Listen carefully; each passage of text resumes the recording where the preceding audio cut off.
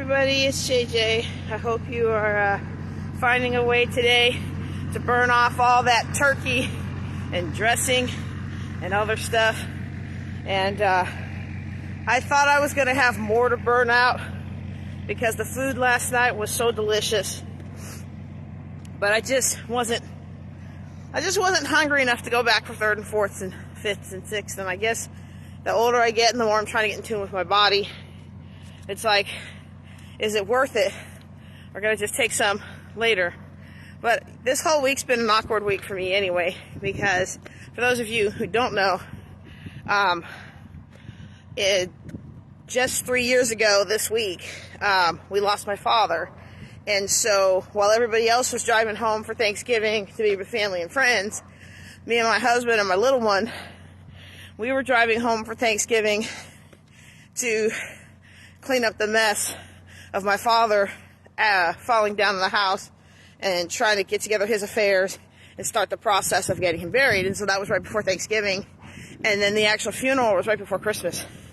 So it's funny. It's not funny. But I keep forgetting that all that happened at Thanksgiving time. And I'm pretty sure I made a similar video last year that was like, wow, I've been real extra angry and cranky and snappy all week. And then I realized, oh, it's the anniversary of Dad's passing away. And the same realization yesterday, like, hey, wait, what is wrong with me? And I've missed client things. I haven't fulfilled orders like I normally would.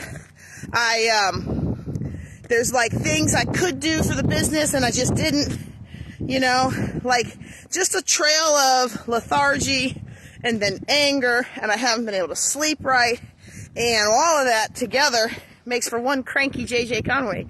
And yesterday, I'm like, I have got to pull this together. I cannot be cranky today. We're driving up to Dallas to have Thanksgiving with some friends.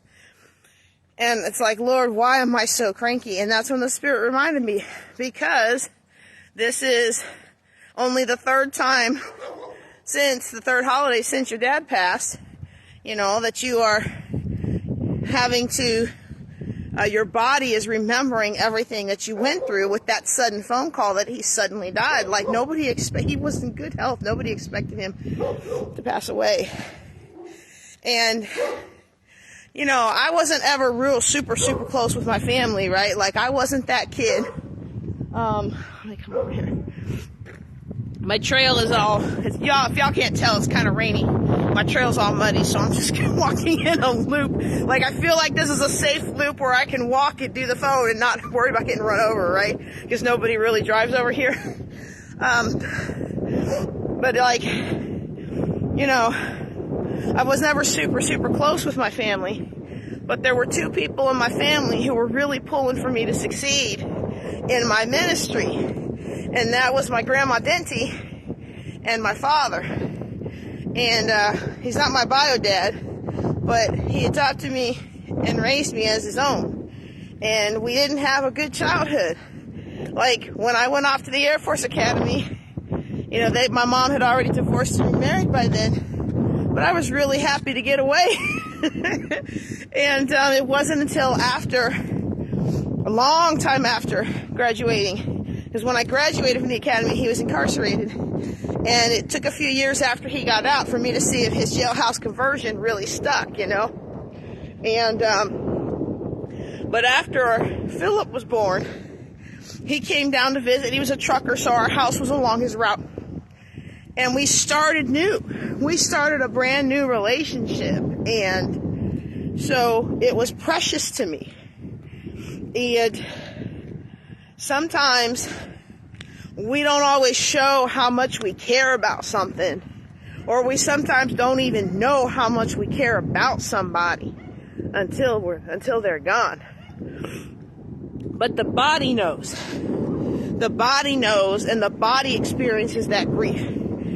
Two things that come up to me about grief yesterday. One was John Deloney's, that's not the rain, y'all. I'm like, oh, wow, that rain's really coming down. No, I'm actually starting to cry, which is a little embarrassing for me, so y'all be gentle, all right? Like, I think I've cried more in the last 2 years of being retired from the military than I've probably cried my entire military career.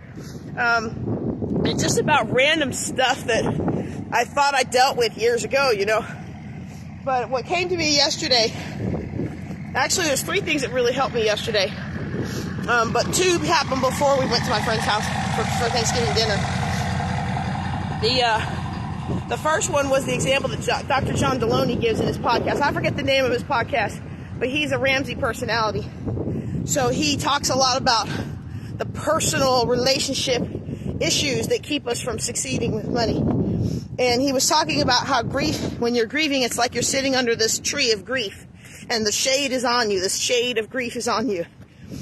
And over time, you move away from it, you grow taller, the shade's not on you as much, but every so often, you find yourself back in that shade of that tree, and you find yourself back in that grief, and that's a normal, natural process.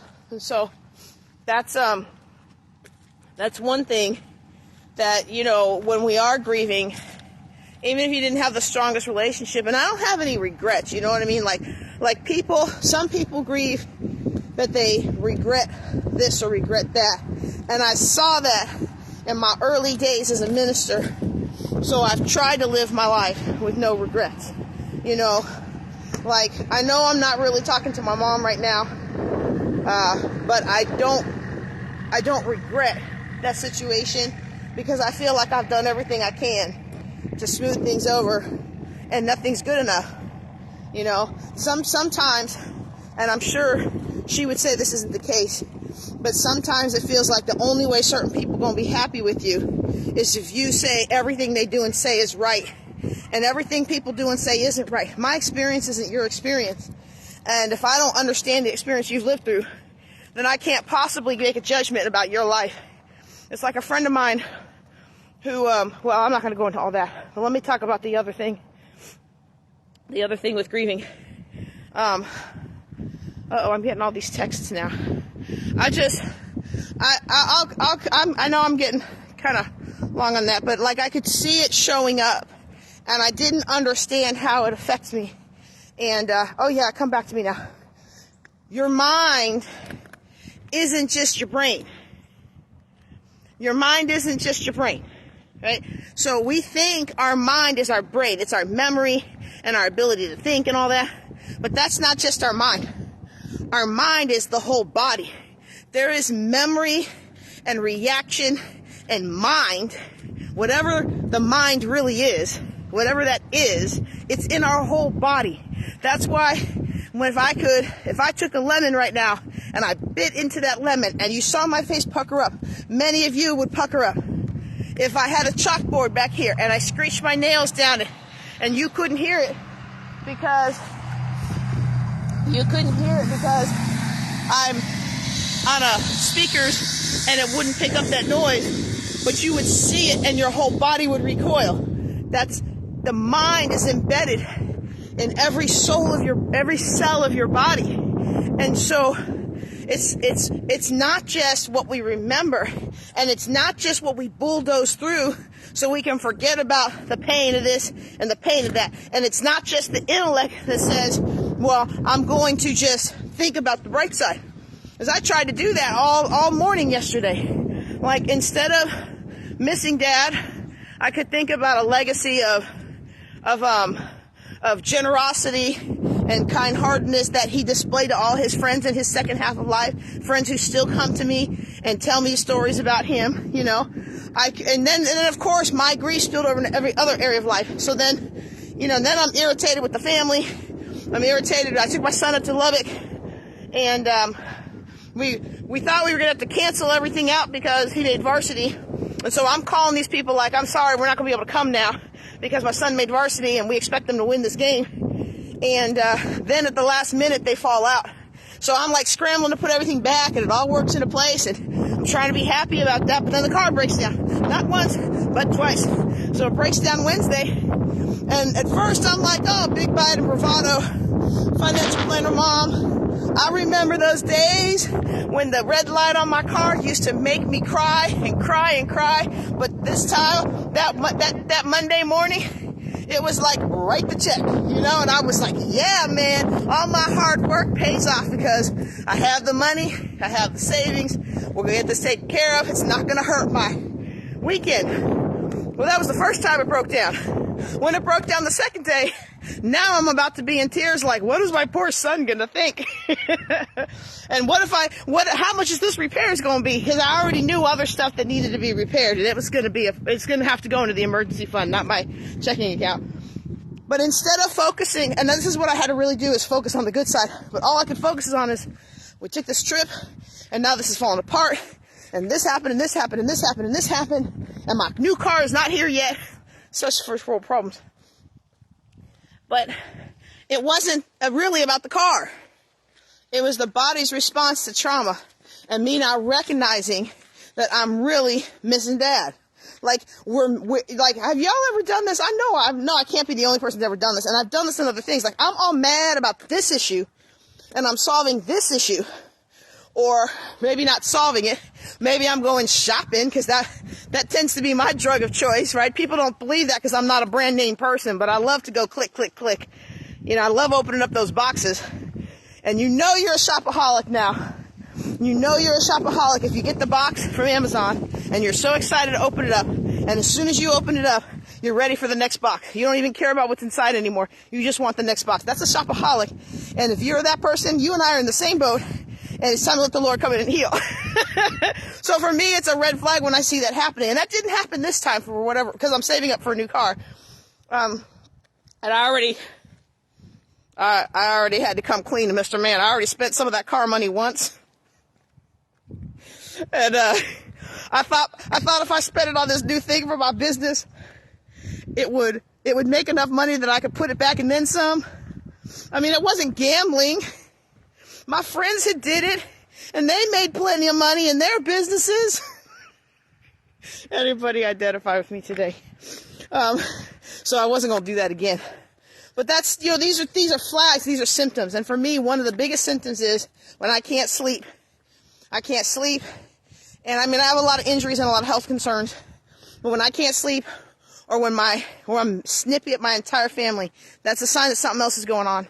And it's time to take into it. And one of the things, so I told you the two things. One was that how grief is like a shade of a tree. Sometimes you pass under it, and the more older you get, the taller you get, the more active you get, the less you pass under that shade. That's Dr. John Deloney. But then the other one is how the mind isn't just your brain, it's every cell of your body. The memories are stored in every cell of your body. And so that's why doing things to take care of your body, like I'm out here walking, doing things to take care of your body can help you overcome the trauma that you have. And I've been talking to ladies and men, and many men and women have been traumatized by the treatment of black women in the Air Force. And getting them to tell them my stories has been very therapeutic. Anybody who's experienced trauma, whether it's something like that or loss of a loved one, by taking better care of yourself, you are showing the rest of your body and showing all them cells in your brain. Now, I'm not a doctor, so I'm not speaking medically. I'm just speaking from experience. It shows the body that it's safe to grieve. It's safe to process those emotions. It's safe to cry. It's safe to be who you are in the moment that you are, so that you can move forward. And so that instead of grieving that person and being stuck in time, that you can grieve that person and honor their legacy and move forward. All right? And so I pulled myself together. I worked really hard to focus on all the positives. So like every time something would come up, I'm so mad about this. Yes, but Lord, I thank you for this. So I worked really hard to stay in gratefulness. And then we get to my friend's house, which was kind of a last minute thing, because again, I thought we were going to be in football playoffs, which meant we were going to have football practice this week. So we weren't going to be doing Thanksgiving at somebody's house. You know, because people around here, they all got their family here, but we don't have our family here. So they could do Thanksgiving and still go to football practice. For us, we got to travel to do Thanksgiving, you know. We'll do it ourselves, and I ain't trying to cook for 2 days just for them to eat it all in 5 minutes and go watch the game.